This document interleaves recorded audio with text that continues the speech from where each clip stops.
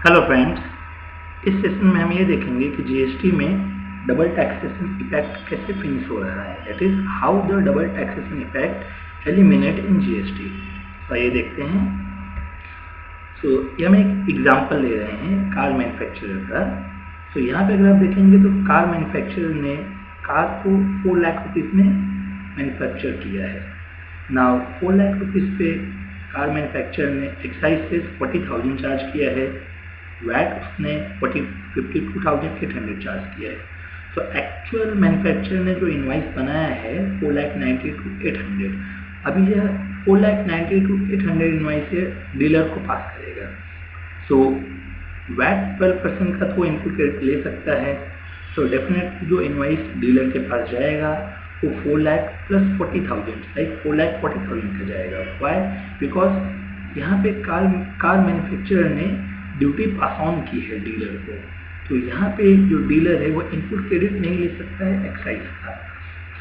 जैसे ही 4 lakh plus 40,000 dealer के पास actual value गई, तो डीलर के लिए कॉस्ट हो गया 4,40,000। नाउ डीलर उस पर पहले अपना मार्जिन 10% चार्ज करेगा जो कि 44,000 है।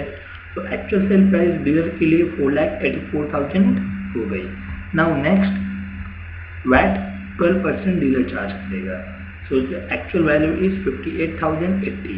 नाउ अभी एक्चुअली जो डीलर के पास आई है प्राइस, यानी जो डीलर का टोटल वैल्यू आया है वह 5,42,80 है।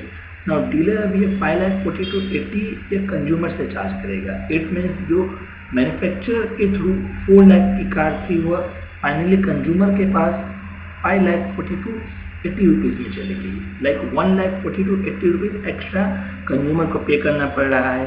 तो यह जो इफेक्ट्स अभी हम देख रहे हैं यह करंट सिचुएशन में है।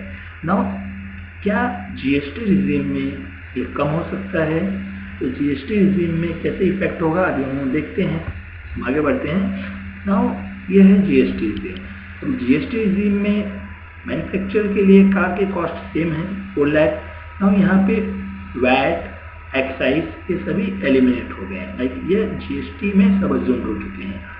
तो यहाँ पे मैन्युफैक्चरर क्या चार्ज करेगा? CGST and SGST. तो फॉर एग्जांपल सीजीएसटी मैन्युफैक्चरर ने 11% और एसजीएसटी भी 11% चार्ज किया। एक्चुअल जो जीएसटी चार्ज हुआ है वह 88,000 चार्ज हुआ है। Like 44,000 CGST and 44,000 SGST. Car manufacturer के थ्रू अभी डीलर की इनवाइस 4,88,000 में बनी है। नाउ अभी ये कार मैन्युफैक्चरर इनवाइस डीलर को पास ऑन करेगा। अब यहाँ पे एक बात आप ध्यान देना कि डीलर के पास जो कॉस्ट आया है वो 4 लाख आया है। इसके पहले हम अगर प्री जीएसटी एरा में देखते हैं तो डीलर के पास कॉस्ट 4,44,000 आया था। वाई? बिकॉज जो एक्साइज की वैल्यू है मैन्युफैक्चरर ने डीलर को as it is pass on की थी। पर यहाँ पे तो कोई एक्साइज है नहीं, यहाँ पे एक्साइज ऑलरेडी सबअज्यूम्ड हो चुका है। दैट्स व्हाई जो मैन्युफैक्चरर को कॉस्ट मिला है वो 4 लाख मिला है।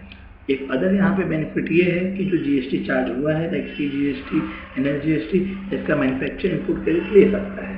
नाउ अभी डीलर के लिए एक्चुअल प्राइस क्या हो गई? 4 लाख हो गई है। नाउ डीलर अपना मार्जिन ऐड किया 40,000।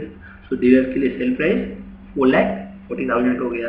नाउ अगेन डीलर इस पे सीजीएसटी, एसजीएसटी चार्ज करेगा लाइक 40,400 एंड 40,400।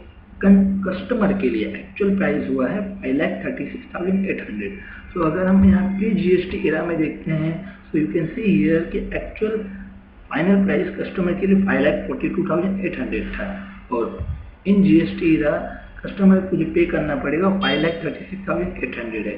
तो ये effect just only excise point of view आया है। तो प्री जीएसटी एरा में एक्साइज कॉस्ट में ऐड हो जाता था और excise actual cost like actual product के कॉस्ट के साथ डीलर को ट्रांसफर हो जाता था। नाउ यहाँ पे देखेंगे तो यहाँ पे एक्साइज ऐसी कोई चीज़ है नहीं। दैट्स व्हाई कंज्यूमर को यहाँ पे 1% लो रेट देना पड़ रहा है। दैट इज उसको 5,280 रुपीज़ का सेविंग हो रहा है। इस तरह हमने ये समझा कि किस तरह से जीएसटी में जो डबल टैक्सेशन इफेक्ट का सिस्टम है वो पूरी तरह से खत्म हो गया है। Thank you. So if you like this video, definitely comment it and definitely subscribe it. आगे चल के मैं और नए वीडियो लाते रहूँगा। So thank you.